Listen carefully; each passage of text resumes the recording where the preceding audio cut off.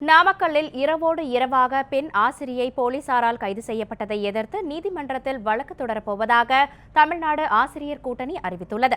நாமக்கல் நகராட்சி நடுநிலைப் பள்ளியில் பணியாற்றும் ஆசிரியை விஜயலட்சுமி 2ஆம் வகுப்பு படிக்கும் மாணவனின் மலத்தை சக மாணவனை கொண்டு அள்ளச் செய்ததாக குற்றச்சாட்டு எழுந்தது. இதையடுத்து வன்கொடுமை தடுப்பு சட்டத்தின் கீழ் ஆசிரியை விஜயலட்சுமி கைது செய்யப்பட்டார். காவல்துறையின் இந்த நடவடிக்கைக்கு தமிழ்நாடு ஆசிரியர் கூட்டணியினர் கண்டனம் தெரிவித்துள்ளனர். இதுகுறித்து அக்கூட்டணியின் பொதுச் செயலாளர் திரு முத்துசாமி நாமக்கல்லில் செய்தியாளர்களிடம் கருத்து தெரிவிக்கும் பொழுது, ஒரு பெண் என்றும் பாராமல் ஆசிரியையை இரவோடு இரவாக போலீசார் கைது செய்தது கடும் கண்டனத்திற்கு உரியது என்று கூறினார்.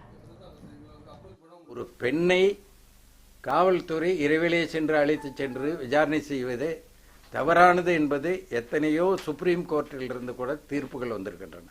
அது தெரிந்திருந்தும் காவல்துறை அதிகாரிகள் இரவிலே அழைத்து சென்று கைது செய்து இங்கே அடைப்பதற்கு வழியில்லை பெண்ணை என்பதனால் இங்கிருந்து சேலத்திற்கு எடுத்து சென்று சேலத்திலே அடைத்திருக்கிறார்கள். இதை கேட்ட ஆசிரியர் சமுதாய அத்தனை பேரும் அதிர்ச்சி அடைந்து விட்டோம். ஒரு பெண்ணை கைது செய்வது என்பது, இரவில் கைது செய்வது என்பது கொடுமை.